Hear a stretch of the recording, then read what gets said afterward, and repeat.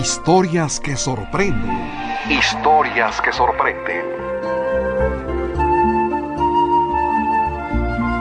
En Historias que sorprenden, la vida de San Judas Tadeo.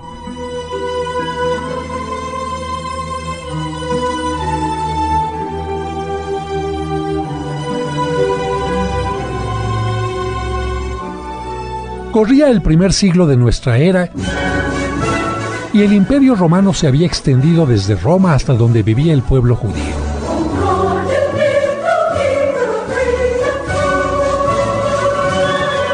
En aquel momento, dos romanos que se dedicaban a cobrar los impuestos se detuvieron un momento para descansar y refugiarse de los abrasadores rayos del sol. Gracias al general Pompeyo, desde hace más de 70 años, estas tierras de Palestina deben de pagar impuesto al César, porque fueron conquistadas por él para el imperio. Sí, pero no ha sido fácil porque el pueblo judío no acepta que nadie los domine. Por eso no han faltado quienes se rebelen en contra nuestra o del emperador César Augusto. Pues allá ellos, porque bien saben que cualquiera que se rebele contra el César puede sufrir la pena de muerte y hasta ser crucificado. Y así, con el escarmiento de los condenados, los demás se mantienen tranquilos. Mientras paguen impuestos y obedezcan al César, no tendrán problemas. Precisamente para eso, César Augusto mandó hacer un censo haciendo que cada jefe de familia se registrara en su lugar de nacimiento. Así pudo saber cuántos hombres hay en este territorio y, por lo tanto, cuántos impuestos deben entrar a las arcas del imperio. A nosotros nos toca solamente recorrer los distintos territorios para hacer llegar a Augusto los impuestos colectados. Y ahora nos han enviado a esta parte del territorio. Pues creo que ha sido uno de los mejores lugares porque este lago es maravilloso y su clima muy agradable. Aquí podemos comer pescado fresco y alimentarnos también con los frutos del lugar, higos, granadas y dátiles. ¿Y qué tal el aceite de oliva y las aceitunas? Tienen un sabor increíble. Bueno, ya descansamos. Ahora nos toca alejarnos un poco del lago para visitar una población llamada Nazaret, pero no está tan lejos. Así que por la noche seguramente estaremos de vuelta a las orillas del lago. El lago Kineret o de Genesaret estaba rodeado por diversas poblaciones como Cafarnaúm, que se dedicaba a la pesca, o Magdala, donde para su conservación se salaba el pescado. Pero un poco más allá, en una parte elevada se encontraban Caná y Nazaret, poblaciones pequeñas donde vivían unas 50 familias, entre ellas la de Alfeo, hermano de San José, que se había casado con María Cleofás.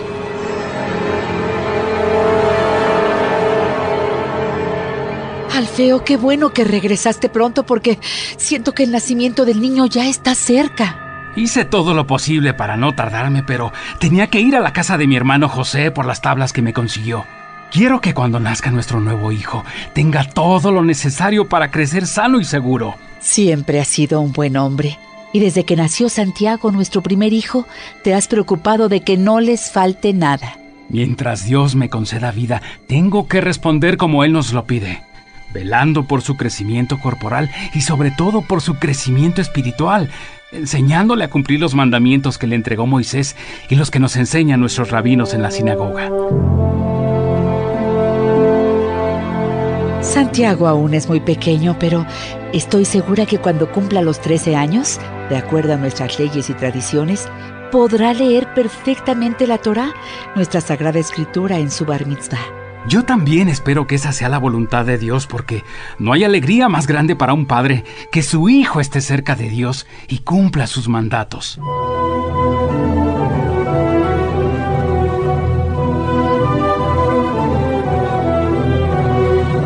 Mientras Alfeo y María Cleofás conversaban, le llegaron a ella los dolores del parto y gracias a la ayuda de las vecinas le llegó el momento de dar a luz. ¡Alfeo! ¡Alfeo! ¡Es un niño! Dios los ha bendecido con otro niño. ¡Bendito sea Dios! ¿Y cómo está María? Muy bien y muy contenta, pero pasa a ver al pequeño.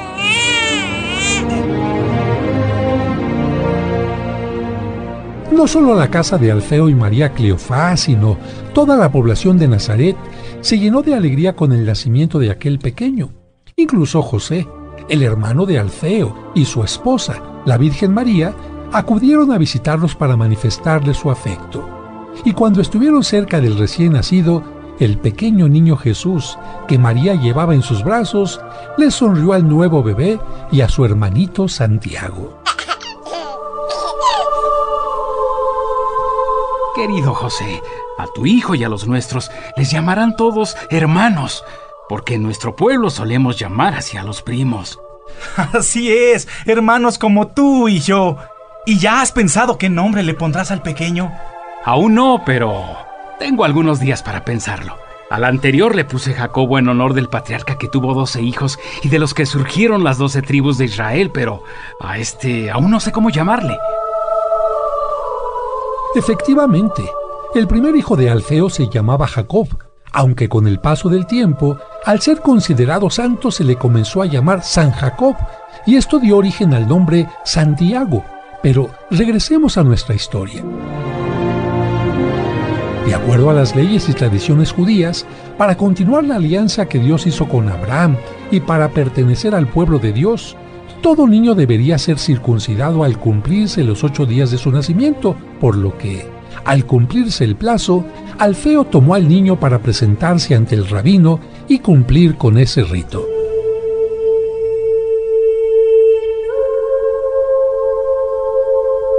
María, hoy se cumplen los 8 días del nacimiento y debo llevar al niño a la sinagoga. Bendito sea el Señor, Alfeo.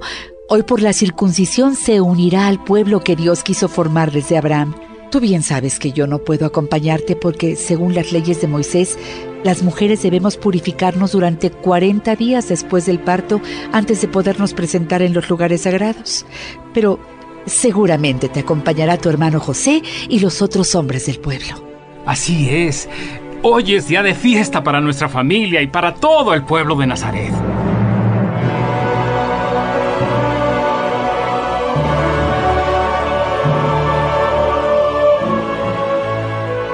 Así, Alfeo con el niño y acompañado de casi todos los hombres del pueblo, se presentó en la sinagoga del lugar.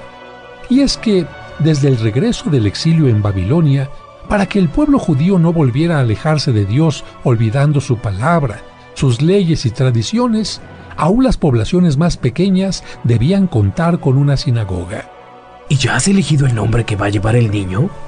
Todos sabemos que cuando Lía, la mujer de Jacob, dio a luz a su cuarto hijo, pronunció la frase Yehudá o Judá, que en hebreo significa alabado sea Dios. Y también sabemos que Judá dio nombre a la tribu más poderosa del pueblo hebreo que habitó Judea y de la cual surgimos los judíos. Por eso he pensado llamarle Judas, que significaría perteneciente a Judá y al mismo tiempo tendría un nombre con el que se alaba a Dios. ¿Qué opinas, José? Querido hermano, me parece excelente porque tú y yo somos judíos por haber nacido en Judá o Judea, ya que Belén se encuentra en esa región. Si bien es cierto que después decidimos venir acá a Nazaret, no olvidamos nuestro origen y no dejamos de estar orgullosos por haber nacido en la población donde nació también el rey David. Es cierto. Y en Belén también nació tu hijo Jesús, por lo que es judío. Pero además tengo otra razón para llamarle Judas, y seguramente se imaginan por qué. Casi estoy seguro. Todos reconocemos como héroe de fe a Judas Macabeo, aquel hombre que defendió a nuestro pueblo de la tiranía de Antíoco Epífanes, que organizó una expedición contra Jerusalén para saquearla. Así es. Según el libro de los Macabeos, hace unos 170 años trató de suprimir el culto a Yahvé, prohibió el judaísmo suspendiendo toda clase de manifestación religiosa, mandó que se comieran alimentos considerados impuros y trató de establecer el culto a los dioses griegos. Pero el sacerdote judío Matatías y sus 2 hijos llamados Macabeos, especialmente el que se llamaba Judas, consiguieron levantar a la población en su contra y lo expulsaron. Así es, hermano. Por eso, para conmemorar la defensa de nuestra fe que hizo Judas Macabeo, cada año celebramos una fiesta llamada Hanukkah.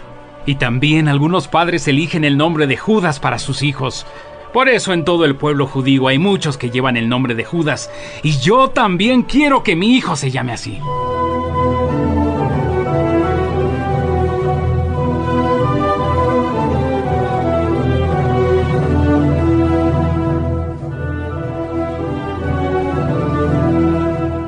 esa manera, el segundo hijo de Alfeo y María Cleofás recibió el nombre de Judas, pero para diferenciarlo de otros que llevaban el mismo nombre, le añadieron el nombre de Tadeo, que significa valiente para proclamar su fe.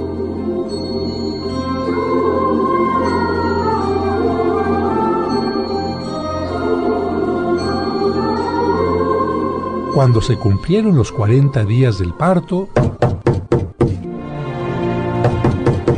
¿quién estará tocando a nuestra puerta? No lo sé, pero voy a abrir.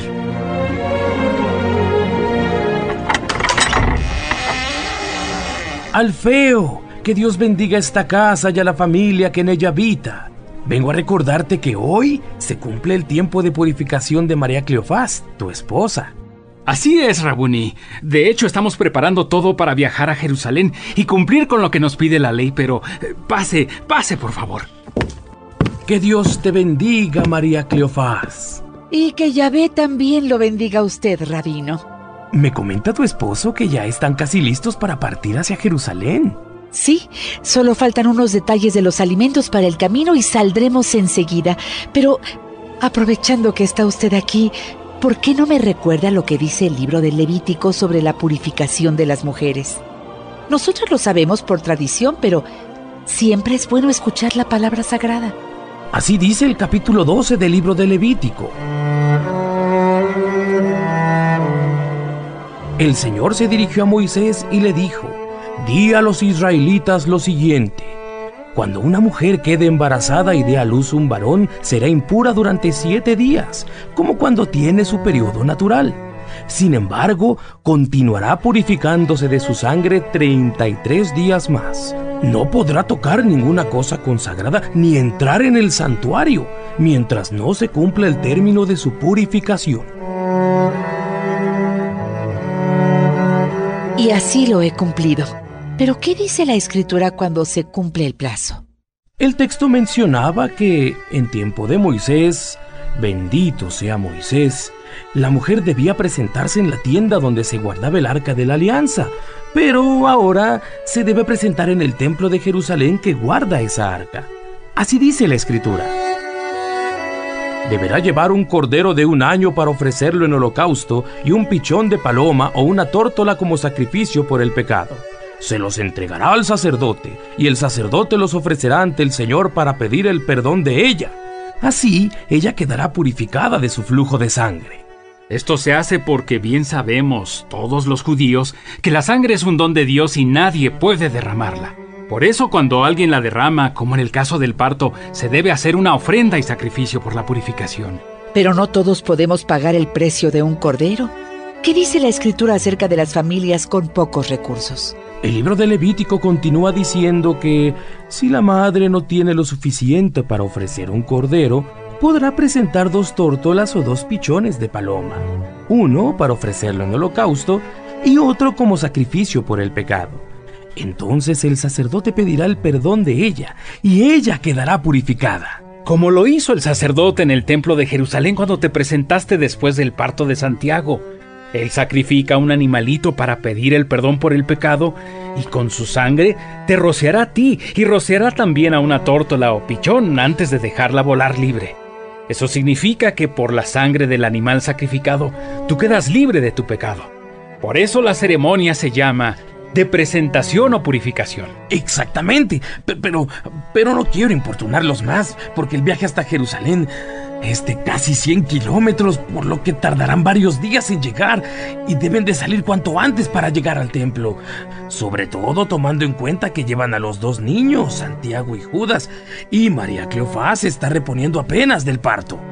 Gracias, Rabuni, pero antes de que se vaya, bendíganos, por favor.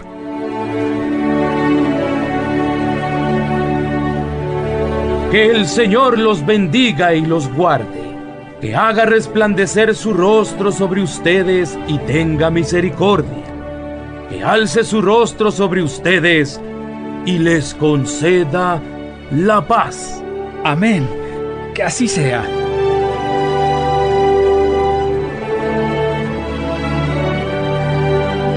Poco después de que el rabino salió de aquella casa, Alfeo emprendió el viaje con toda su familia a la grande y santa ciudad de Jerusalén.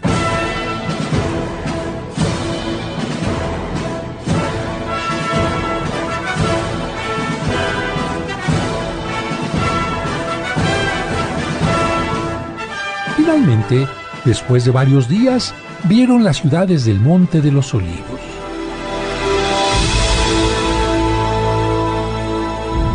¡Qué hermosa es! Y su templo resplandece sobre el monte.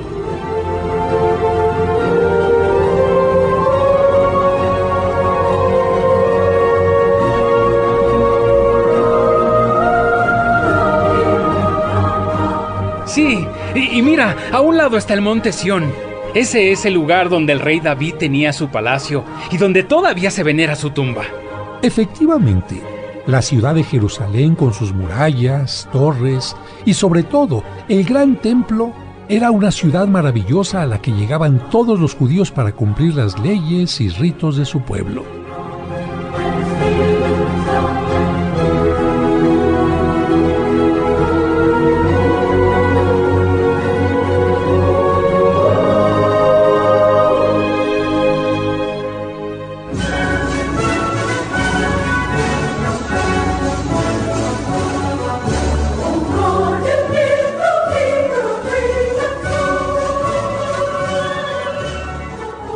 Ya cerca del templo, Alfeo comentó: Este lugar santo fue el que el malvado Antíoco quiso profanar, haciendo que en él se adoraran ídolos griegos. Y es el mismo lugar que defendió valientemente Judas el Macabeo.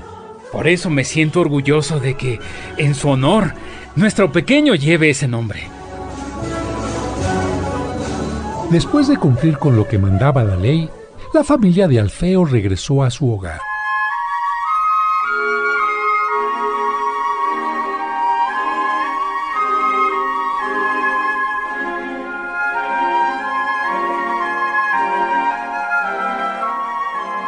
Pasaron algunos años y el pequeño Judas fue creciendo en compañía de su hermano Santiago. Y como eran hermanos, es decir, parientes de Jesús, era frecuente que las familias se visitaran para que los niños convivieran.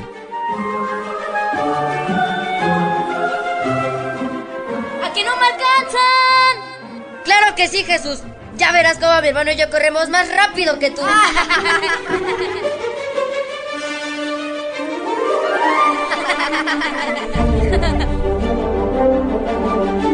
¡Ay, María! ¿Cómo han crecido nuestros hijos, verdad? Pero su hijo Jesús tiene algo muy especial, porque siempre se muestra sonriente y busca cómo convivir y ayudar a los demás. Sí, Cleofás, Dios lo ha bendecido con un carácter especial y seguramente tiene preparado para él algo también especial.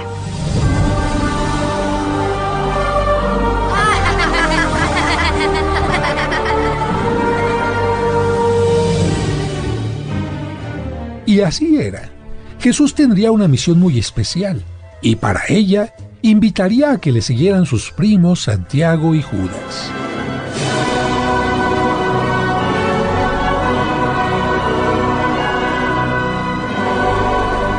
El tiempo convirtió a los tres primos en hombres fuertes y responsables, y aunque se dedicaban a labores sencillas, ayudaban gustosamente a sus familias.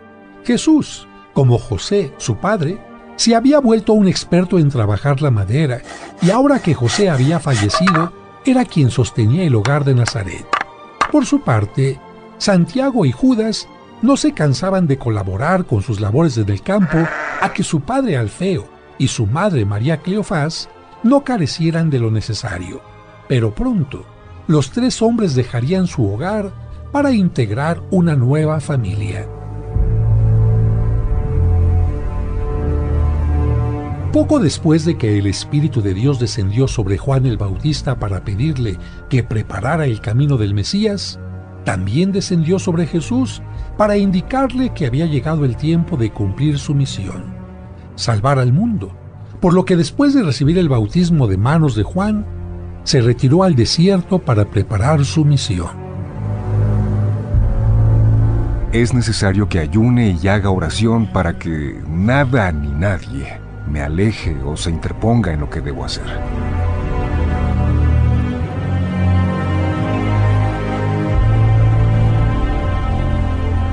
Y aunque el demonio hizo todo lo posible para tentarlo y hacerle caer, Jesús se mantuvo firme y logró vencerlo.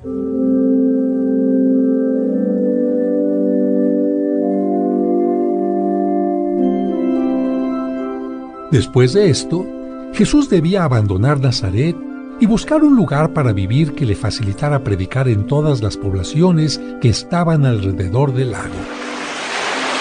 Mamá, tengo que dejar Nazaret para poder cumplir mi misión. Pero tú sabes que no te abandonaré. Vendré a visitarte con frecuencia y tú también podrás venir a donde yo estaré. No te preocupes, hijo. Toda la gente de Nazaret es muy buena y no me faltará nada. Además, nuestros parientes, Alfeo y María Cleofás, siempre están al pendiente de mí. Que Dios te bendiga. Después de despedirse de su madre, Jesús comenzó a buscar a los que serían sus discípulos, pero entre todos ellos decidió elegir a 12 para que estuvieran con él y pudieran escuchar todas sus predicaciones y ser testigos de sus milagros. A lo largo de su juventud, había descubierto cualidades en varias personas que tenían una edad semejante a la suya, tanto en las orillas del lago como en las poblaciones que visitaba. Y así, decidió llamar a 4 pescadores: Simón Pedro y su hermano Andrés, Santiago el mayor y su hermano Juan. Pero también invitó a que formaran parte de su grupo sus primos, Santiago el menor y Judas Tadeo. Santiago, querido hermano, nunca pensé que nuestro primo Jesús fuera el Mesías prometido por Dios y que nos invitara a ser del grupo de sus 12 apóstoles. A partir de entonces, Judas Tadeo, junto con sus otros compañeros, escuchó muchas veces los famosos sermones de Jesús y presenció sus milagros en Galilea y Judea. Así pasaron 3 años hasta que Jesús les advirtió: es necesario que el Hijo del Hombre padezca muchas cosas y sea rechazado por los ancianos, los príncipes de los sacerdotes y los escribas, que sea crucificado y resucite al tercer día. Pero eso no puede pasarte a ti, Señor. Ninguno de los apóstoles comprendía que, para que se cumplieran las Escrituras, Cristo debía morir por la humanidad. No obstante, Jesús, después de haber predicado el reino de Dios, realizar curaciones milagrosas y devolver la vida a los muertos, decidió hacer su último viaje a Jerusalén y fue recibido por sus seguidores con ramos y palmas.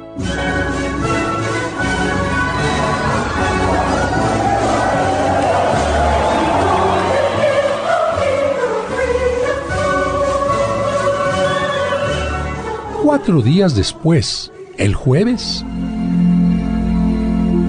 reunió a sus apóstoles y, durante la llamada última cena, les enseñó el valor del servicio, lavándoles los pies, el mandamiento del amor y, tomando pan y vino, los consagró sacerdotes instituyendo la Santa Misa.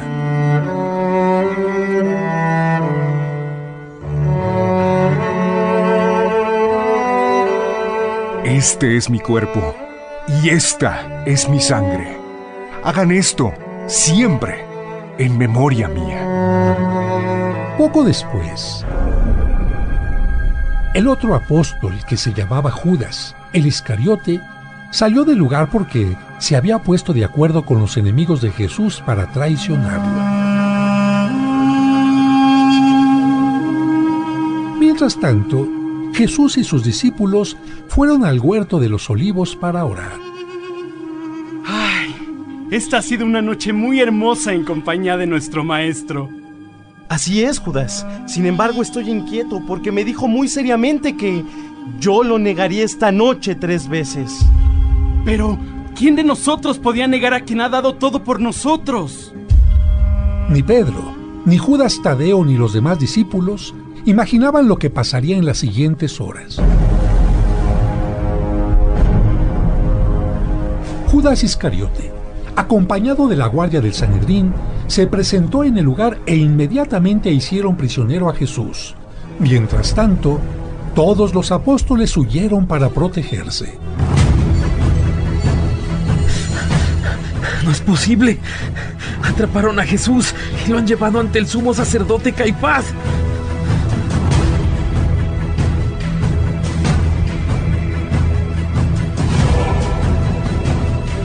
Pedro y Juan lograron acercarse a la casa de Caifás, pero cuando descubrieron a Pedro, él negó a su maestro en 3 ocasiones.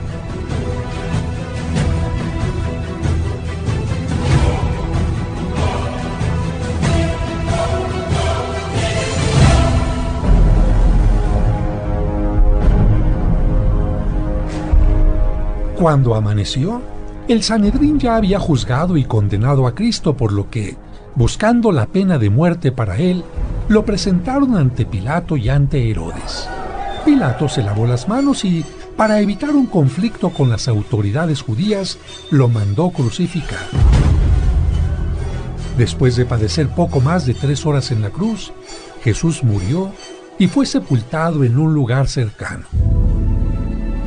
Así pasaron la noche del viernes y el sábado, pero el domingo, mientras Judas Tadeo y los demás apóstoles estaban reunidos en el cenáculo...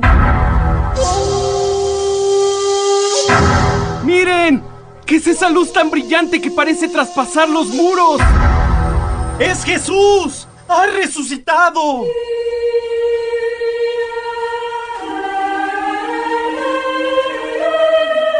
En efecto, Jesús cumplía su palabra y mostraba su poder por encima de la muerte y el pecado. Así, se apareció a sus apóstoles durante 40 días y, antes de ascender a los cielos, les dijo: Vayan por todo el mundo y prediquen el Evangelio, bautizando en el nombre del Padre, y del Hijo, y del Espíritu Santo.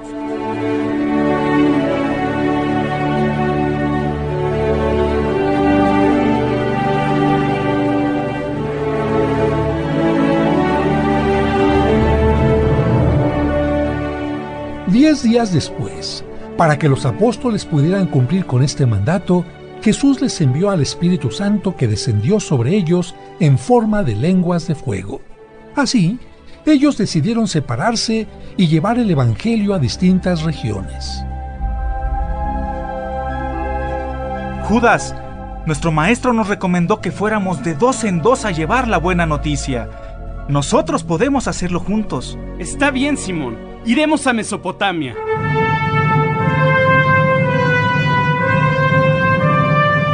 Judas predicó incansablemente durante 10 años. Luego regresó a Jerusalén para el concilio de los apóstoles. Después, se unió a Simón en Libia, donde ambos predicaron el Evangelio a los habitantes de aquel país. En toda esta región desconocen al verdadero Dios y dan culto a ídolos. Tenemos que ser más tenaces para lograr la conversión de todos sus habitantes y asegurarles la vida eterna. Lamentablemente, no eran bien recibidos en todas partes. En cierta ocasión, los apóstoles intentaban convertir al rey, pero los magos del monarca les prepararon una trampa y ante el rey los rodearon de serpientes venenosas. ¿Pero qué es esto? ¡Decenas de serpientes venenosas! No se preocupe, Majestad. No debe de temer. Por el contrario, esta es una oportunidad de mostrar el poder del Dios vivo. Con sus mantos, los apóstoles hicieron una especie de bolsas en las que metieron a las serpientes y después las lanzaron sobre los magos, que comenzaron a ser víctimas de las mordeduras de los reptiles. ¡Mis magos bien merecen la muerte por haber traído estas alimañas! ¡Permitan que mueran! Pero Judas se opuso a la orden. Majestad, nuestra misión consiste en sembrar la vida entre los muertos, pero no procurar la muerte de nadie. Por eso, haremos una oración para que las mismas serpientes quiten el veneno a los magos. Poco después que los apóstoles invocaron el nombre de Dios, los reptiles extrajeron el veneno, salvando la vida de quienes habían sufrido su mordedura. Con ello, Judas y Simón demostraban que Cristo los había enviado a quitar el veneno de la incredulidad y el pecado que tanto afecta a la humanidad. Muchos creyeron y se convirtieron, incluyendo a la familia real, pero los magos se alejaron del lugar buscando una ocasión para vengarse. Judas y Simón sufrirán las consecuencias de haberse burlado de nosotros poniéndonos en ridículo. Pero ya les llegará su hora. Mientras tanto, la hija de uno de los generales tuvo relaciones con un hombre y quedó embarazada, pero para no delatar a su amante y guardar las apariencias, tramó un plan. Les diré a todos que uno de los diáconos servidores de la iglesia abusó de mí sin mi consentimiento. Así lo hizo y, cuando nació la criatura, el acusado fue condenado a muerte. Esta mentira llegó a oídos de Judas y Simón, quienes conocían la vida honorable del sentenciado, por lo que, de inmediato, con varios testigos, se presentaron con el diácono en la casa del general. Nos hemos enterado que has dado la orden de ejecutar a este diácono que sirve al Dios verdadero por haber abusado de tu hija. Si esto es cierto, bien merece la muerte, pero si no fuera así, sería condenado injustamente. Por eso hemos venido, para que delante de todos estos testigos se sepa la verdad. Padre, no les hagas caso. Yo no te podría mentir. De nada sirvieron las súplicas de la mujer porque se sabría la verdad. Judas se acercó al recién nacido y, como si se dirigiera a un adulto, le preguntó con autoridad: En nombre de Cristo, Hijo de Dios que resucitó de entre los muertos, yo te conjuro a que digas la verdad. ¿Es este diácono tu padre?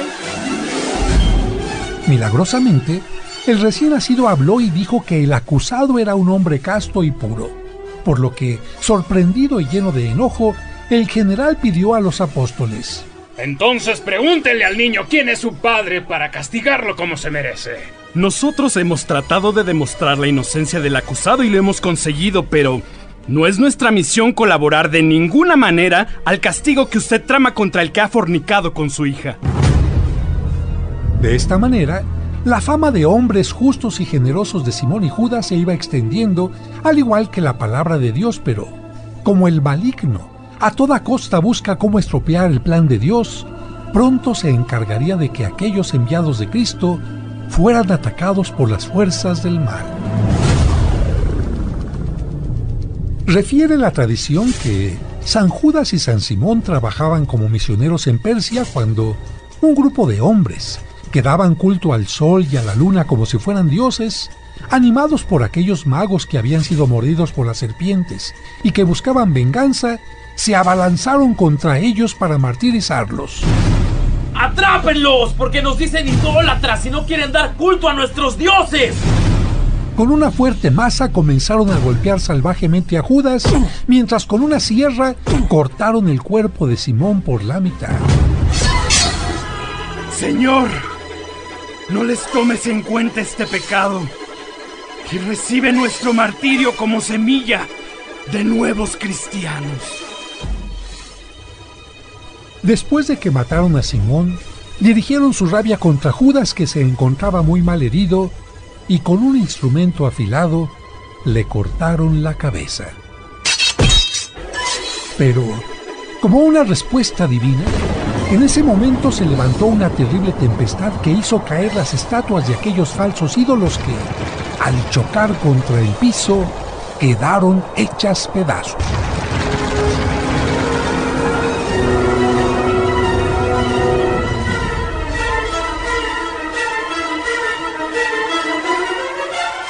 Los discípulos de los apóstoles recogieron sus cuerpos con mucho cuidado y, con el paso del tiempo, los trasladaron hasta Roma, donde hasta el día de hoy se veneran en la Basílica de San Pedro, en una capilla que lleva sus mismos nombres. San Judas Tadeo escribió una carta que podemos leer en el Nuevo Testamento. Muy probablemente fue escrita antes de la caída de Jerusalén, entre los años 62 al 65. En ella, denuncia las herejías de aquellos primeros tiempos y pone en guardia a los cristianos contra la seducción de las falsas doctrinas. Habla del juicio que amenaza a quienes llevan una mala vida y condena los criterios mundanos, la lujuria y a quienes por interés adulan a la gente. Anima a los cristianos a permanecer firmes en la fe y les anuncia que surgirán falsos maestros que se burlarán de la religión, a quienes Dios, En cambio, les tiene reservada la condenación. Aconseja que no seamos del grupo de los que son murmuradores, descontentos de su suerte, que viven según sus pasiones y emplean palabras indebidas. Dice que los que tienen fe pero no hacen obras buenas son como 3 cosas: nubes que no tienen agua, árboles sin fruto y olas con solo espuma. También dice que los que se dedican a la fornicación o pecados de impureza pueden perder la felicidad eterna. A la soberbia de los malos contrapone la humilde lealtad del arcángel San Miguel. Anima a los cristianos a levantar un edificio espiritual llevando una vida fundada en la fe, el amor a Dios, la esperanza y la oración. Alienta la práctica del amor al prójimo. Exhorta a los cristianos a que sean pacientes y con sus vidas virtuosas conviertan a quienes están lejos de Dios. Finalmente, termina su carta con esta bella oración y alabanza. Sea gloria eterna a nuestro Señor Jesucristo, que es capaz de conservarnos libres de pecado, sin mancha en el alma y con gran alegría.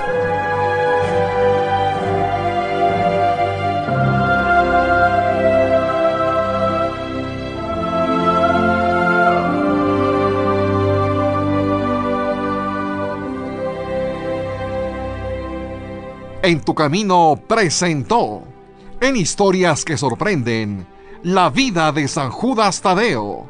Gracias por escucharnos.